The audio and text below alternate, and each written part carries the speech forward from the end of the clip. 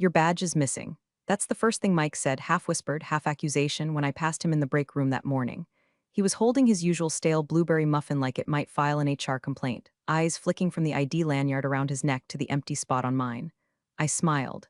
Just a polite, paper-thin smile. Guess it didn't fit the new aesthetic. He didn't get it. Of course he didn't. Nobody really noticed me when I was there. And now that I wasn't, the realization was hitting them like a moldy muffin to the face. 3 weeks earlier, I had been sitting quietly at my desk, third row from the window, next to the emergency defibrillator nobody knew how to use, completing Form 483 response drafts for the FDA audit we all knew was coming, but pretended wasn't.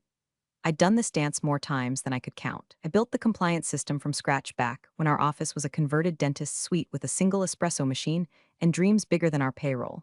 Back when our founder still wore sweatpants and read FDA guidance like bedtime stories. Back when I mattered, I didn't have followers or a curated Slack emoji. I didn't sip kombucha or lead yoga stretches in the hallway. What I did have was a federally registered QP designation, qualified person. For our line of specialty injectables, that meant I was the only warm body legally allowed to approve batch release. I never bragged about it. Honestly, I barely mentioned it. Why would I? It was my job. It was boring. It was crucial. It was mine. And then came Carly. Carly, with her color-coded brand deck and a voice like everything was a podcast intro. Our new CMO, fresh from rebranding some wellness startup in LA that sold mushrooms in frosted jars. She wore confidence like a cape and concern like a sticker she peeled off whenever no one was looking. Day one, she held a culture reset meeting where she asked us to write down our professional spirit animals. I wrote, Beaver, builds regulatory dams, avoids attention, bites when provoked. She said I wasn't leaning into the playbook. I said I didn't have a playbook. She laughed like I'd made a joke. That was the beginning of the end. But before we get to how I went from invisible to indispensable, from overlooked to keynote, take a second to subscribe and maybe tap that little thumbs up. I know, every story says that, but honestly, it helps the team a lot more than you'd think. And unlike Carly's sorority PowerPoints, this one's got real consequences. Now, back to the bloodbath. Within a week, Carly started streamlining departments. Compliance, she said, needed to evolve from a gatekeeper mindset into a permissionless flow state, whatever the hell that meant. I kept my head down, filled out the annual CFR training packets, updated our vendor assurance forms. Noticed her new hire, Stacy, I think, tagging our lab in Instagram stories with captions like science but make it cute test sparkles. I remember the exact moment I knew I was next. Carly had gathered us in the conference room with the flickering bulb, which I'd logged 4 times in the facility's tracker. But sure, let's ignore that. And she said we needed to embrace vibes over vintage. I was vintage. The firing was clinical. No HR rep, no warning. Just Carly in her eucalyptus-scented glory, tilting her head like a poodle on Adderall, and saying, Jessica, you're incredibly competent, but I just don't think you're a culture fit anymore. I didn't argue, didn't beg, didn't even blink. I stood up, walked out, and left my QP badge on the desk, right beside the untouched brand handbook she'd made us all print. My legacy reduced to a lanyard and a laminated lie. What they didn't realize, what nobody ever bothered to ask, was that without me, they weren't just short-staffed. They were legally non-compliant. The FDA doesn't care about vibes, it cares about signatures. My signature. I spent the rest of the day sitting in my car in the parking lot, listening to the engine tick cool and watching the windows steam with my breath. No one called. No one chased me down. No one understood what had just happened. But the system did. The software was already counting down. The facility had 72 hours to input a new QP, or every production line would freeze under CFR Part 210.4. They thought they'd fired a nuisance. Fired the only person keeping their entire inventory from becoming government-confiscated biohazard. And me? I just waited. The glass walls made everything louder, not sound-wise, visually. You could see the way people averted their eyes when someone got summoned into that aquarium of doom. They'd pretend to be buried in emails or suddenly interested in the break room's passive-aggressive fridge notes. When it was my turn, I saw it. The quick glances, the awkward silence. Even Mike paused mid-coffee pour like he'd caught the scent of blood in the water. Carly was already sitting at the head of the conference table, legs crossed like she was auditioning for a lifestyle shoot titled CEO Barbie Meets Minimalist Torture Room. Behind her was her vision board taped to the glass, some pastel nonsense about authentic alignment and intuitive disruption. I stepped in. The door clicked shut behind me. Game on. She didn't waste time. Jessica, you've been with the company, what, forever? Since the Phase 1 trial. Right, she nodded with a smile so sweet I could feel my molars dissolve. So you get how legacy mindsets can sometimes block momentum. I didn't flinch. Is there a specific momentum you feel blocked? She sighed like I'd just made her ruin her manicure. Look, compliance is important, sure, but we need that department to reflect the brand. And frankly, Jessica, you're not a culture fit. We're pivoting toward agile vibes. Flexible, energized, team first. Team first, I repeated. By firing the only person who knows the CFR backend, she blinked. We've brought in someone really promising. Stacy has a community building background and helped organize a breast cancer walk back in college. She's a connector. We need that energy. I thought of the custom compliance modules I wrote, the personal audit logs, the corrective action matrices I updated by hand because the software Carly had optimized didn't support our version of 21 CFR. I thought of the time I spent explaining cleanroom gowning to a junior associate who thought beard nets were optional.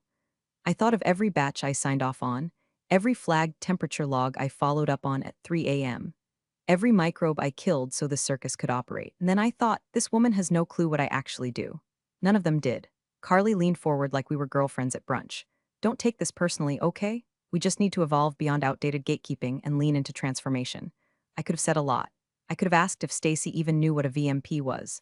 I could have asked if she understood sterile fill finish environments, or if she thought media fill meant updating Instagram stories. I could have quoted exact clauses from 21 CFR Part 210 and asked if her roommate could spell aseptic.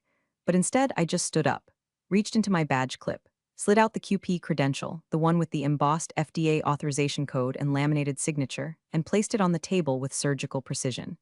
I didn't slam it. I didn't monologue. I just left it there like a curse, quiet and deadly. Carly's eyes flicked to it but didn't register the weight. Thanks for your grace, she said, already opening her laptop like I was a calendar invite she could now delete. I walked out. The door clicked behind me again. This time it sounded like a vault ceiling shut. By the time I passed the hallway of brand values posters, courage, transparency, community, I felt lighter. Not free, not yet, but lighter. Outside, the sun hit my windshield just right. Blinding. I sat in the driver's seat and let the ignition sit silent for a moment. Inside that building, they were already briefing Stacy on how to smile through audits and build rapport with regulatory stakeholders. She was probably picking out a company hashtag and ordering monogrammed lab coats. No one knew that the badge I left behind wasn't a formality. It was the license, the only one. Without it, no batch could be approved for market.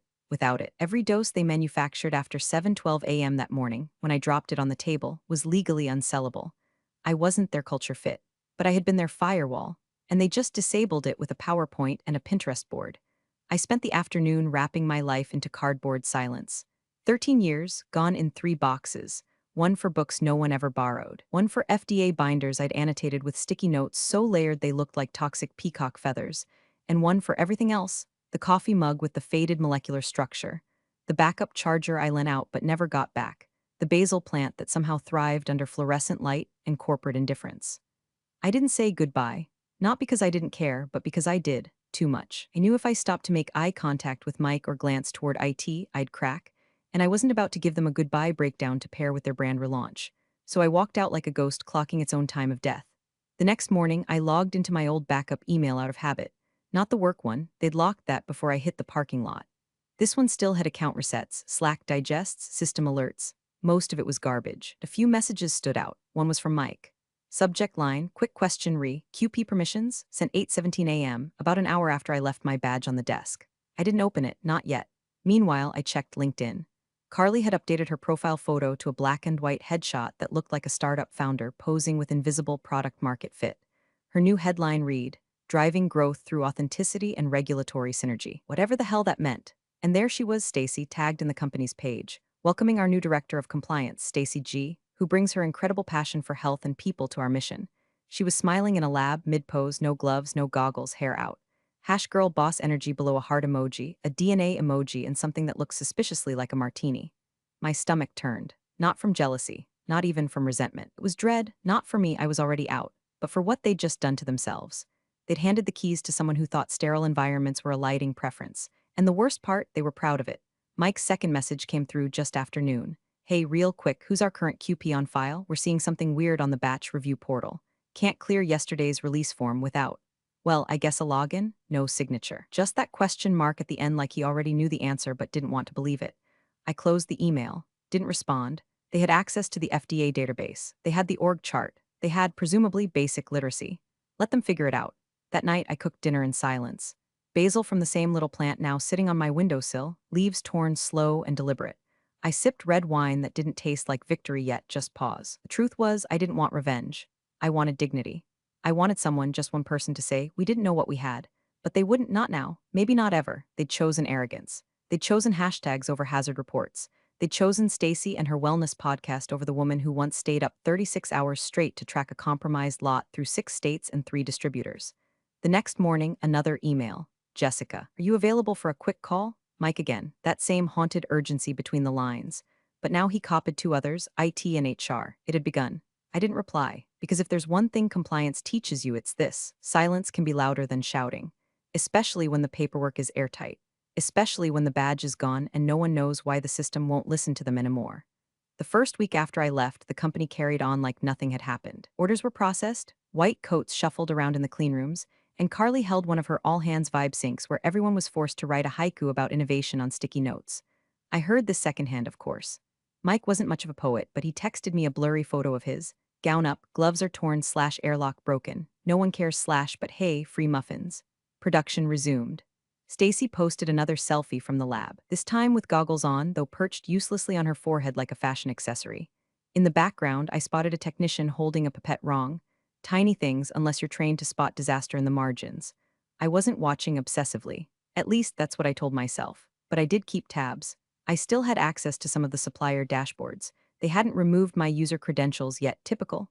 Probably figured it wasn't worth the effort. I watched lot codes get issued. Watched shipping windows open. Watched new batch IDs appear in the system with all the quiet inevitability of an oncoming train. Then came batch hash 4478. That was the first hiccup. It flagged in the system just after the final microbial review. Nothing major, just a calibration discrepancy on one of the fill lines. Normally, it would be flagged, routed for verification, and passed up to the qualified person for release approval. Only this time, there was no qualified person. Not in the system, not on the internal contact sheet, not in the FDA's QP registry.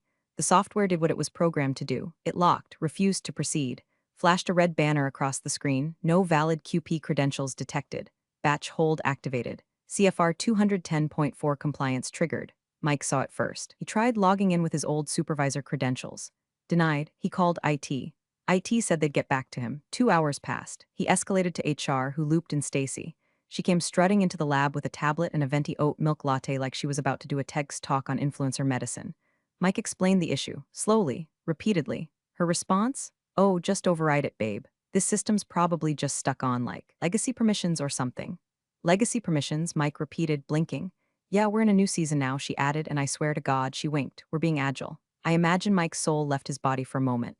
Overriding the system wasn't just unethical, it was illegal. Regulatory software like that is locked for a reason. A missing QP isn't a glitch, it's a kill switch, but Stacy didn't get that. Carly didn't either. When Mike looped her in, she responded with one sentence: just tell ops to keep moving and log it as a workflow delay. We'll handle it on the next audit. The next audit. I stared at my screen, wine glass half full, watching Mike's desperation escalate in real time. He BCC'd me on a message to legal. No subject line. Just a screenshot of the software error and the words, "Can we be held liable for this if no QP is currently registered?" I didn't respond, but I did take a screenshot of my own. For posterity, I felt sick, and I felt smug, and I hated myself for feeling both. They were spiraling, not fast, not publicly. But internally they'd begun to feel it, the cold hand of rules they thought didn't matter. Of systems built to protect them, now weaponized by their own ignorance. And still, the production lines kept moving. Stacy told everyone the error would resolve by EOD. Carly told the board it was just transition friction. HR told legal that Jessica had left unexpectedly and were actively recruiting her replacement. They were building on a foundation that didn't exist anymore, and I just watched, because they chose this. And the system, it never forgets who holds the keys. The screen turned red at exactly 6:52 a.m. Mike would later tell me it didn't even flash or blink. Just snap, a hard shift. One moment. The batch dashboard showed standard batch hold notices.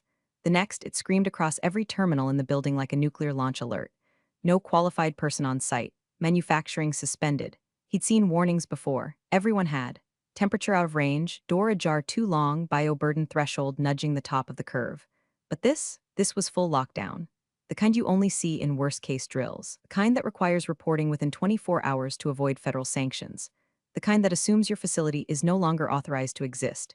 And all because my login, the one tied to the QP designation, had expired with my badge. Mike dropped his clipboard, literally dropped it. Pages scattered across the corridor like snow in a wind tunnel. A technician nearby glanced at the monitor and asked, "Is that bad?" Like she'd just seen a popcorn machine overheating. Mike didn't answer. He bolted. Upstairs, Stacy was already in the break room filming a morning compliance coffee chat for the company's internal culture feed. She had a ring light, a script about cleanroom mindfulness, and zero idea that the production floor had just flatlined. When Mike burst in, out of breath and half-hoarse, she said, "Can we circle back on this after I shoot my reel?" He pulled up the terminal on her iPad and showed her the system freeze. Her eyes scanned it for 3 seconds before she said, "Is that like a real rule, or more of a guideline?" He didn't scream, I give him credit for that. But he did say very quietly, "This means everything we've manufactured since Jessica left is non-compliant. Illegally so." Stacy blinked. "Okay, but can't we just hire another Jessica?" He stared at her, visibly losing years off his life. Meanwhile, I was at Trader Joe's, comparing olive oil labels and ignoring the fifth voicemail in a row. My phone buzzed like it had developed a nervous tic. I let it, Mike, Carly, one from a number I recognized as the CEO's executive assistant. I turned the ringer off and added mushrooms to my cart. They didn't need me, remember? I wasn't a culture fit. Back at the office, the 7 o'clock a.m. shift had arrived, and the cleanroom staff stood frozen, staring at terminals that refused to release batch data. Environmental monitoring alarms began to stack. The fill line stopped. One machine triggered a fault state from an activity. The system was folding in on itself, process by process, like a slow-motion collapse. At 7:48 a.m., the CEO walked in. He hated mornings. Always showed up post-breakfast with a green juice and that smug aura of inherited power. He expected another day of progress reports and investor decks. Instead, he was met by silence. Not the quiet hum of a productive lab, but real silence. No machines, no clatter, just the whine of air filters and the flicker of red screens. He found Carly in the war room. She was already spinning it. "There's been a minor technical hiccup. We're working with IT to realign some credentials." Mike was there, arms crossed. Looked like someone who'd just watched his childhood home burn down while everyone else posed for selfies in front of the flames. "The software isn't broken," he said. "It's functioning exactly as it was designed. The problem is that there's no qualified person on file." The CEO frowned. "Didn't we hire someone?" Mike replied, "Yes. But Stacy isn't registered with the FDA. That process takes months. You can't just assign the title." Carly cut in, her voice brittle. "Well, Jessica didn't exactly give us much notice. And we're pivoting, remember? Regulatory modernization. We don't need to do things the old way." Mike pointed to the screen. "Tell that to the system." No one spoke, because at that moment, every unit in the warehouse, every vial on the line, every dose waiting for distribution had just turned into expensive, unusable sludge. No QP meant no release. No release meant nothing left the building. Nothing that could legally be sold, shipped, or even stored without triggering mandatory FDA incident reporting. And still, Carly didn't flinch. "Let's call a consultant," she said. "We'll fix this. Reset the permissions." Maybe Jessica left a backup login. They looked at each other. No one said it, but they all knew it. I hadn't left anything behind except a badge, because that was all I needed to leave. And the system, it remembered what they wanted to forget. Panic didn't begin with a scream. It began with a spreadsheet. By 9:12 a.m., the warehouse team had compiled a batch manifest for everything produced in the last 8 days. 4478 through 4493. That's 16 full-scale production lots, nearly $83 million in projected revenue. Now all sitting in a dark, temperature-controlled vault, humming softly like a funeral procession, no one had the heart to announce. Legal was the first to say the words out loud, tainted under CFR. I wasn't in the room, of course, but I knew the sound of that phrase, knew the way it lands, like a stone dropped into glass. The CFR, Code of Federal Regulations, doesn't care about intention. Doesn't care that Carly had branding goals or that Stacy posted a boomerang of herself holding a graduated cylinder with the caption #making moves #compliance queen. Doesn't care that the CEO didn't know or that HR assumed. The law doesn't bend for vibes. If there is no qualified person on site, there is no legal product. It's that simple. So they did what companies always do when they're out of depth. They scrambled. HR opened their directory, trying to poach a QP from competitors. The first call ended in laughter. The second ended in a dial tone. The third was more honest, even if someone agreed. You'd still need a 6-week background check, FDA vetting, and a formal site-specific assignment. You're cooked. Carly paced the hallway like a shark in 6-inch heels, muttering about brand liability mitigation and repositioning the narrative. Stacy locked herself in a bathroom and reportedly Googled what does CFR mean. Meanwhile, the CFO broke. He ran the numbers again and again and realized there was no insurance clause that could cover a mistake this foundational. They had no compliance officer, no product, and no leverage, so they told the investors. It started as a routine call. Q4 updates, pipeline projections, Carly's slide deck full of pastel bar graphs. But then came the questions. Why hadn't the new compliance director signed any batch reports? Why were shipment authorizations delayed? Why was the FDA portal flagging an unresolved site validation? Carly smiled through it, said it was a brief technical misalignment and that new leadership often involves calibration curves. But one of the investors, an old pharmaceutical bulldog from Chicago, cut her off mid-spin. "Cut the crap, Carly. "Who's your qualified person?" She froze, because that's the question you can't finesse. You either have a QP or you don't. And if you don't, you're not a pharmaceutical company. You're a building full of unsellable chemicals and legal liability. So she lied. "We're onboarding someone now, should be active within the week." The call ended awkwardly. One of the investors dropped off early. Another requested a follow-up with legal attached. At 3:26 p.m., Mike messaged me on LinkedIn. "Just a single sentence. Did you know this would happen?" I didn't hesitate. Yes. No gloating, no monologue, just the truth. He read it instantly, typing bubble. Pause, then nothing. He didn't respond. I imagined him sitting at his desk, surrounded by silent terminals, wondering when exactly everything had gone sideways. Wondering how they'd made so many decisions that felt right in the moment but added up to one colossal act of self-destruction. And still, Carly wouldn't admit it. She held another internal meeting that afternoon, told the staff that this temporary delay is an opportunity to refine our production ecosystem, that innovation often grows from constraint. Someone, probably Mike, leaked a clip of the meeting to me. Her voice was steady, rehearsed, but her eyes looked like someone clinging to the side of a boat she didn't know was sinking.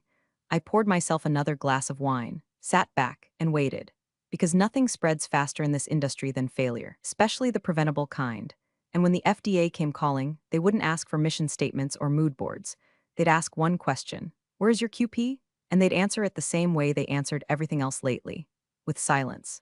The CMO was fired on a Wednesday, not with fanfare or some big announcement, just a sudden calendar block labeled Personnel Transition Executive Session, followed by the thud of her stilettos disappearing down the hallway one last time. Word spread fast. Carly didn't even get the chance to blame someone else, which for her probably hurt more than the termination clause. They said it happened in the boardroom. Just the CEO, HR, and a printed stack of CFR violations thicker than her rebranding binder. No tears, no tantrums. Just a forced smile, a paper envelope, and the long walk out. She left behind her standing desk, her lavender diffuser, and that idiotic poster she taped to the wall. Rules are just the start of the conversation. Apparently not. I found out the same way the rest of the company did. A mass email with vague language and wishing her the best in her future endeavors, which, in corporate terms, translates roughly to "we now pretend this person never existed." Her replacement was less dramatic. Vanessa. That name made me laugh. Vanessa had been one of Carly's earliest supporters. Back when I was still buried in compliance documentation and too tired to smile during her team gratitude circles, Vanessa once told me, if you smiled more and stopped talking about sterility protocols, people might actually like working with you.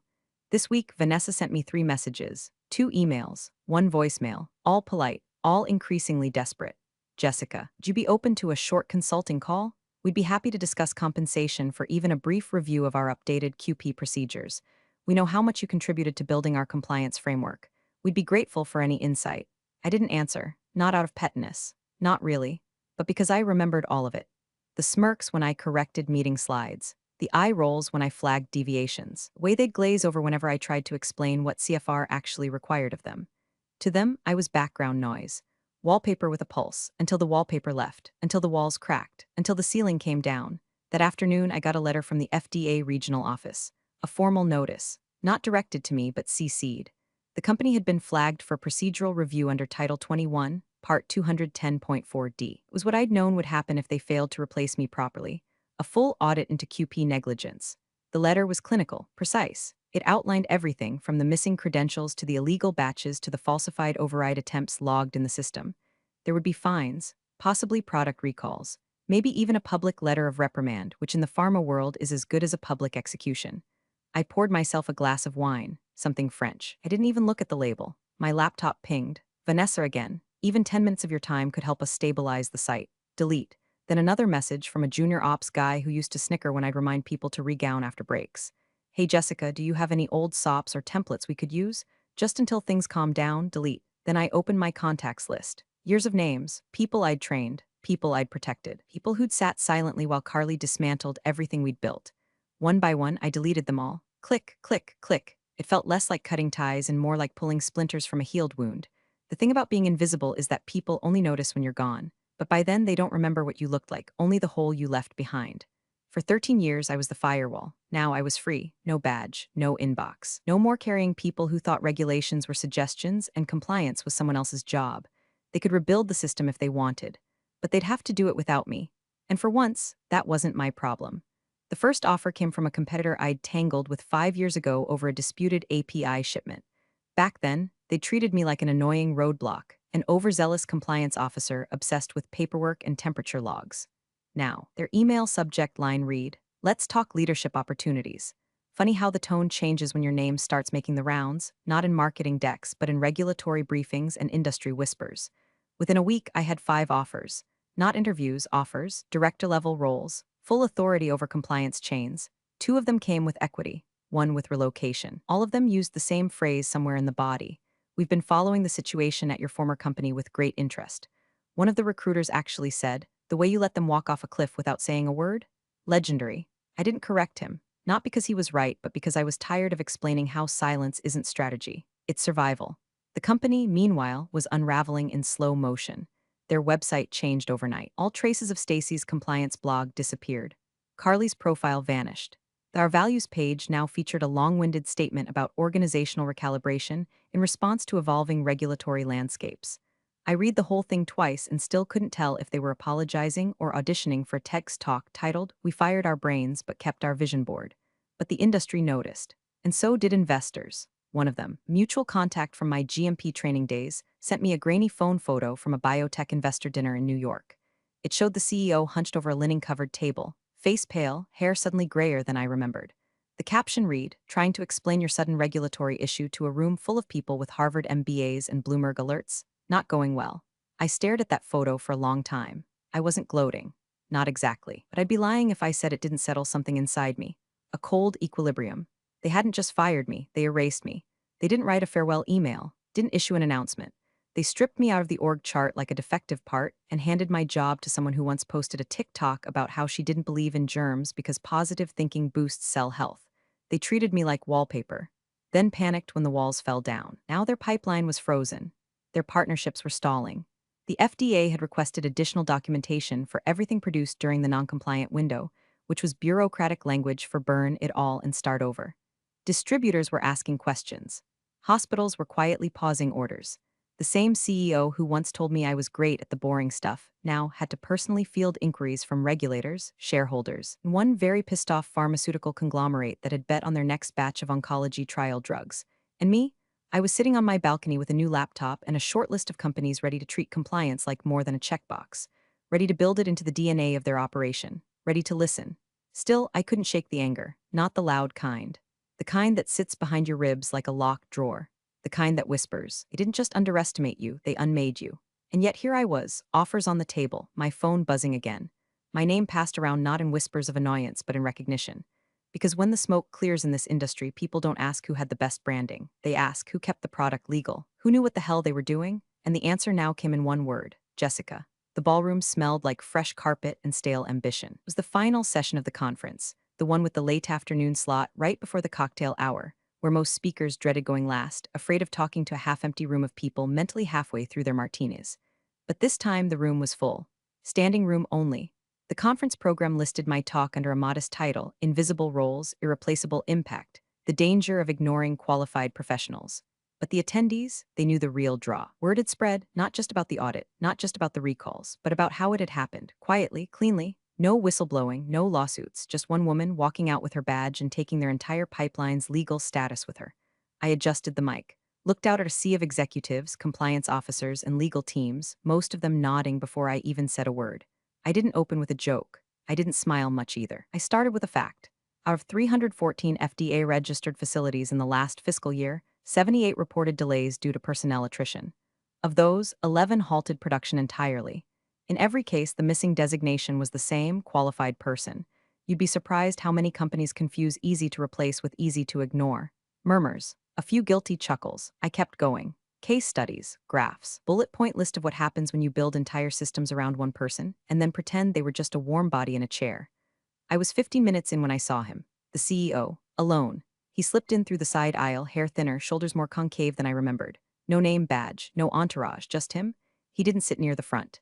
He took a seat in the very back row, half shrouded in shadow, like the guilt itself had followed him into the hotel. I didn't flinch, didn't call him out, didn't skip a beat, because this moment, this wasn't his, it was mine. I kept speaking. Laid out the sequence, how regulatory systems are built to fail safely, how redundancies are often destroyed by ego. I didn't name the company, didn't need to. Everyone in that room already knew. The headlines had done the talking. During Q&A, a woman in a sharp blazer stood up. "Can you quantify the impact, I mean? What's the cost of firing your only FDA-registered QP?" I paused, let the silence stretch. Then I smiled. Faint, cool, controlled for some companies. About $83 million in product recalls, I said, and counting. A few gasps, one laugh, dry and sharp. I didn't look at the back row. Didn't need to. The applause came slow at first, then built, not thunderous, but respectful. The kind of applause you give to someone who didn't just survive a fire. It mapped the escape route while everyone else was admiring the curtains. Afterward, a line formed near the stage. People handing me cards, asking about consulting, invitations to speak at their companies. I nodded, accepted some, pocketed others. I had choices now. I glanced toward the back just once. He was gone, no apology, no confrontation, just gone, and honestly that was enough because I didn't need revenge. I didn't need drama. I didn't need to scream, sue, or sabotage. The system had done exactly what it was supposed to do. It recognized that I was gone, and it shut them down. All I had to do was leave my badge on the desk. You're the real MVPs of the office jungle. Thanks for watching. Smash that subscribe button, or the coffee pot might just forget your next brew.